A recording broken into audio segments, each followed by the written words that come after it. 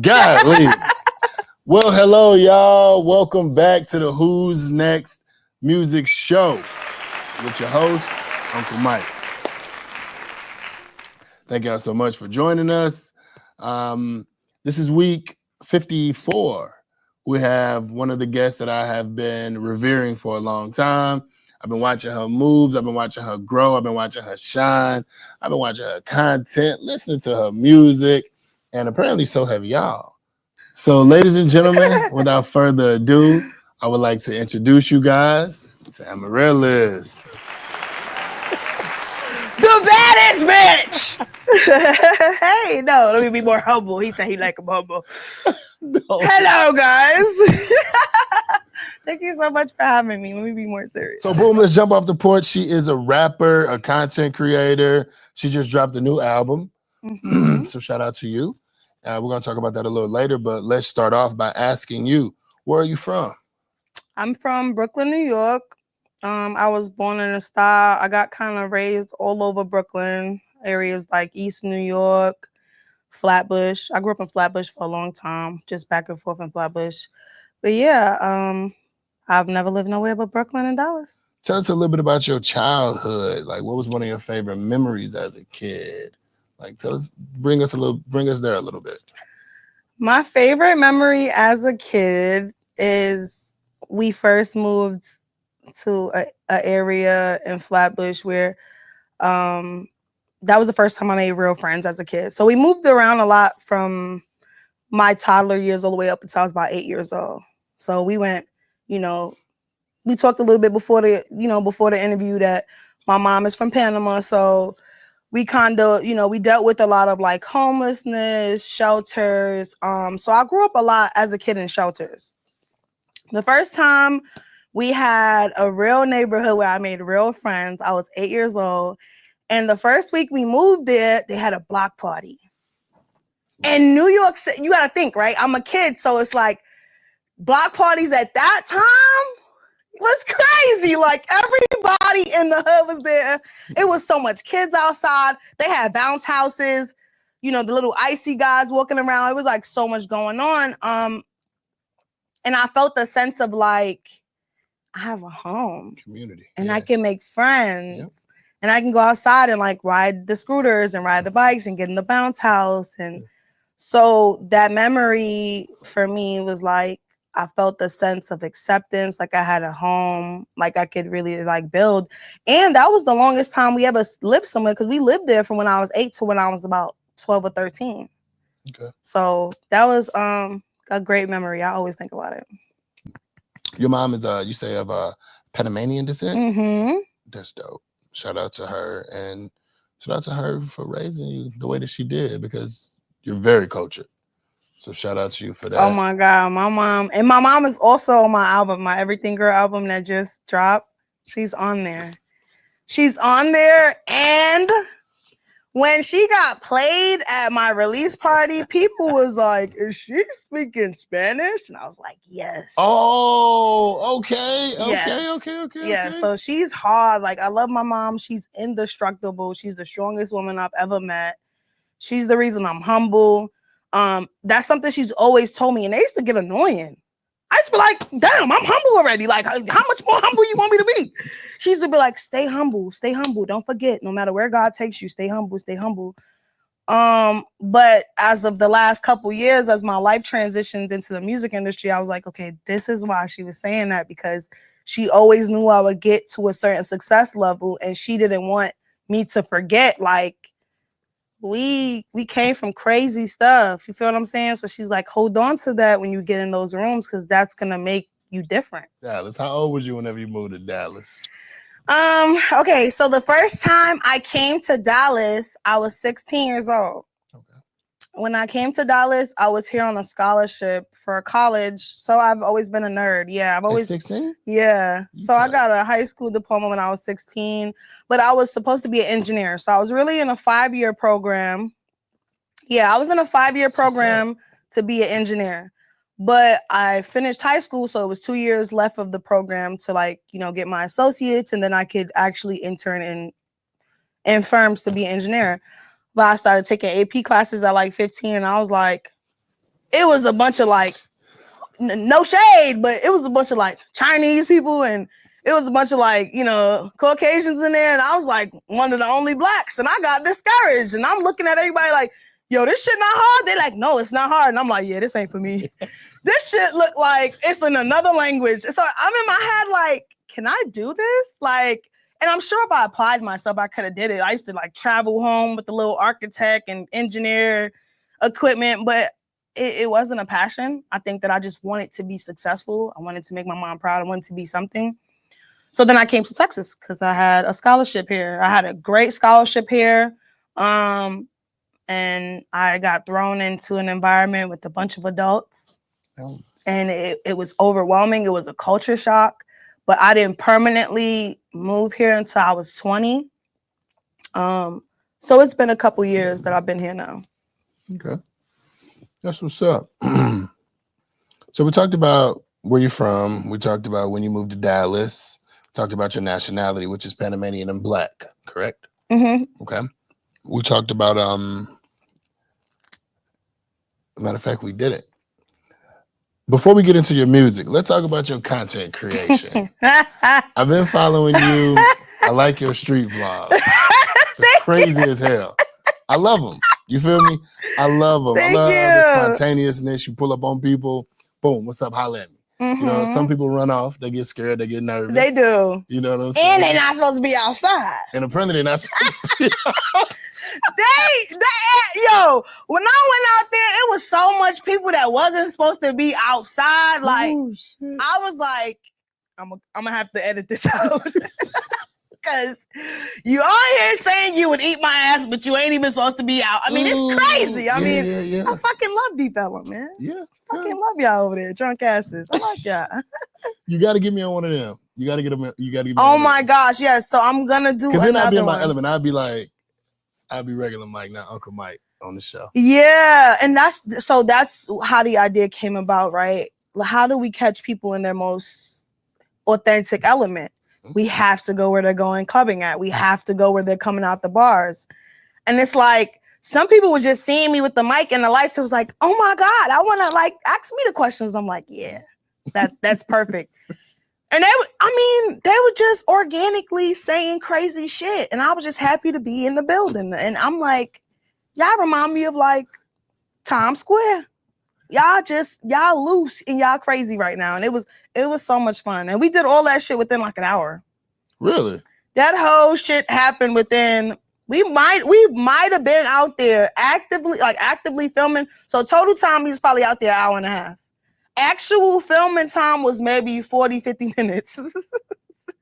So you could imagine every couple minutes some shit was happening. Yeah. But I love that though. I love getting out there in the field and really connecting with people because shit, like I feel like that's where I thrive, just kicking it with people, figuring out what kind of person they are. That shit was so yeah, we doing it again. I'm gonna definitely hit you up. Yeah, hit me up. I would because I'm in Deep Ellum quite often. Okay. So yeah, pull up on me. Like I really pop my shit out there. Okay. You be asking some wild questions. I do. Because they're in their element. They are. They're lit. And they're gonna tell the truth. Exactly. Like that one girl, she was like, I'm a trick. Tell her I'm a trick. And I was like, oh. So we couldn't fully get it on camera, but when she said she was a trick, I turn around and I start clapping my ass. Oh. Like with rhythm. Oh. Like I turned around and immediately start dancing. Well played. Yes. I said, you what? We like you. Yes. We like you. We respect you. You are needed and wanted here. We appreciate you for your services. We really do. But yeah, people was honest. I mean, and some people wasn't. I loved it. He was the best one. No, the best one was probably the guy that said, she gonna pay for everything. What the fuck? The OG? Yeah. That was crazy. He's also a content creator. We found out after. I wish I knew your Instagram. I would shout you out. Oh my gosh. You gave me your card. That's like so old school. I don't even know where the fuck that shit at. But shout out to him. He's a nice guy. He's a good guy. What? He gave me his card, y'all. I'm like, nigga, you see me interviewing all these fucking. I think I lost that shit. I don't know where the fuck that card is, but shout out to you. Keep doing what you're doing. You're funny. Thank you. You're funny. Thank you.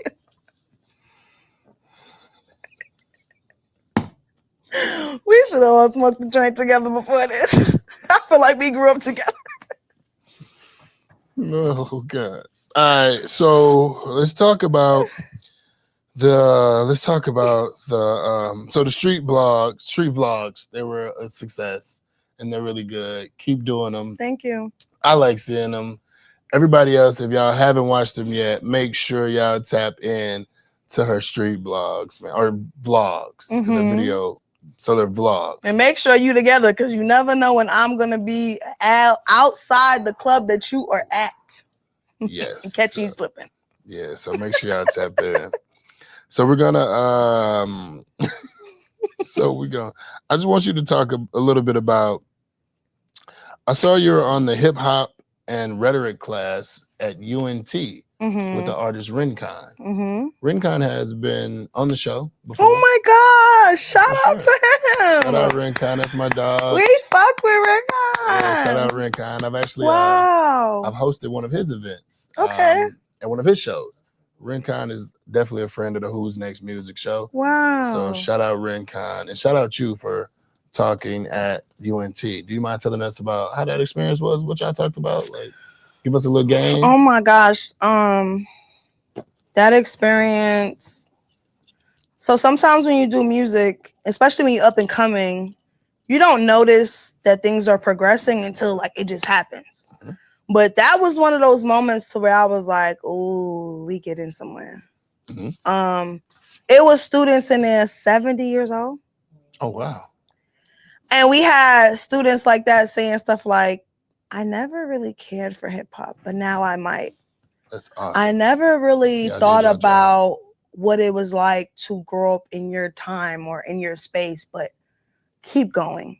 And I mean, these are women that could be my grandmother. And, you know, so when you're sitting around women like that or people like that, it's like you have to have the right things to say, because it's almost an expectation of, oh, they're young, they're, you know, but they were so open. I talked about my journey. So the professor there was also my professor. I was in college. Oh, dope. So he taught me. He gave me the information I needed to know to be successful. So mostly what I talked about with them is understanding the process, trusting the process, but also not being afraid to understand when you're not passionate about something, right? There's nothing wrong with switching gears and saying, I got a college degree, but I want to be a painter. Yeah. I want to be in real estate. I want to do, like, go with what you know that you would do for free. So we talked about passion. We talked about creative process.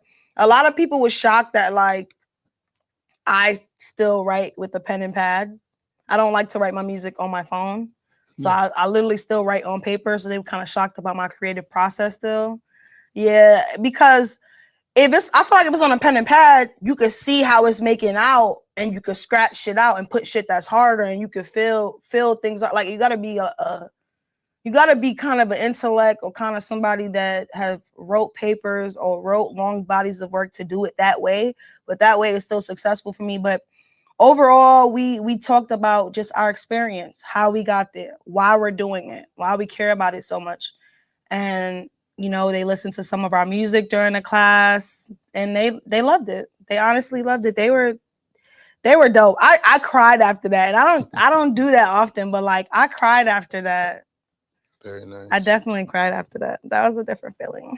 Well, that's what's up. Shout out to y'all. Get them degrees though, because if shit hit the fan, you gotta have something to fall back on. So get them damn degrees because they help. That's what's up. Yeah, it was when I saw that, I was like, dude, this is really cool that y'all are talking to people about just hip hop in general. You know, the life of hip hop. Like we live it. You know what I'm saying? We breathe it. We are in it. You know, but a lot of those people who literally go to hip hop classes, they're not really part of the culture. They don't really know. They don't really feel it. They don't know what it's like to grow up in a neighborhood where the bump pop man come down the street, or you know the fire hoses, the block parties. You know, they're transplants into it. So I mean, the diversity in that room was so crazy. Like we went to TCU also. We went to TCU. It was a student in there, and he said, loud and proud. And they expected me to have this arrogant answer when he said it, because everybody gasped. But he said, I just feel like, he said something, I'm paraphrasing, 'cause I don't want to say the wrong thing, but he said something along the lines of like, if y'all, if the N word is so derogatory, then y'all saying it in every song, so we should be able to say, anybody should be able to say it, because you guys are taking something derogatory and using it so much in the music. And my response was something along the lines of, you can say it in your car, because you already do. You can sing it in your car all day long, but don't say it to me. Because some of us are actually intellects enough to understand the origin and the process of that word. And it's been transformed as a word of endurement for our culture. And it's also been utilized as a tool in our music. So that doesn't mean anyone can take it and use it at their discretion. So I explained to him that get in the car, get in your little Tesla with your white friends and your privileged trust fund life, and say nigga this and nigga that, because I can't hear you. I can't hear you. It's cool. But I just don't want to hear it in front of me. But he made a lot of people in that room mad, but I wasn't mad, because culturally, like I grew up in neighborhoods, white person living here, Cuban person living here, Puerto Rican living here, Guyanese person living there. So a lot of things just don't offend me. I'm the same way. Yeah. That's a very good answer. You answered it 100% correctly. And what I explain to a lot of my white homeboys or homegirls, the exact same way you explained it, but in the Black culture and culture in general, we're so different because everything, I guess, that white people do, Black people do the opposite. Because in slave days, the way that white Europeans learn, we learn the opposite. So what I mean by that is whenever white people, you agree to white person, and this is not a racial debate or nothing like that, but this is just for learning purposes. But when you meet a white person, they do the head down. We do heads up. We do head up. You know what I'm saying? White people would say like, you're so smart. We say things like, you're so dumb. You know what I'm saying? Like, I mean, and we mean it like in the most enduring way. Like, man, you dumb as hell. You feel me? But we mean it in like an enduring way. But so in a lot of ways, and I can keep going on and on and on. So in a lot of ways, like we use the opposite of what they taught us to throw the slave masters off back in the day. So we took the negative term nigga and we made it ours in an enduring way. Right. That they, I mean, now in 2025, a lot of people understand it now, of course. But back in the day, they didn't. And that's why we use it in such a way. So we're going to talk about your album. So you just dropped the album. It's called Everything Girl. Mm-hmm. It's lit. You know what I'm saying? I got a couple questions for you. First and foremost, I would like to ask you, what is your favorite song on the album and why? I like a lot of songs on there. I think I like Finally. I think I like Finally because my mom is on there. But also Finally is powerful because it also talks about my transition as a woman. It talks about me just feeling like I'm arriving to my purpose. Me realizing that, a good physique and a good face doesn't qualify you for certain challenges in life. And it just talks about the ways I organically feel that people wouldn't expect me to feel just off face value, just off looking at me. And I got my mom, who is a minister, to get on a song. So, and I wasn't even there when she recorded it.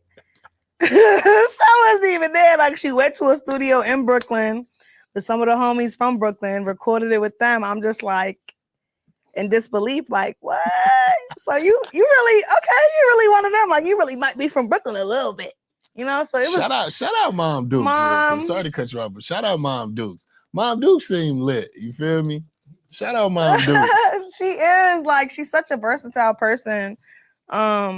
But yeah, Finally has to probably be my favorite one because it's sentimental. I feel like if no one liked that song, it would have still made it on there because it was freeing for me to be able to put that type of sound. Because in my lane, you got to talk about your booty hole being brown, which I like that music too. Okay. You got to talk about your All booty right. hole being brown, right? And you got to talk about, how many niggas you've been dipping and dodging on, how many Chanel purses you done got out of niggas, right? And I like that music. Like, if y'all done seen me in the club, I like that type of music, and I'll be the littest bitch in there. But at the same time, I'm not that type of creator all the time. And through my transition in the industry, that's been frowned upon, that I'm not that type of creator, because they feel like that has to be the route. That has to be what you need to do. And I've chosen to be like, fuck y'all. Yeah. Suck dick.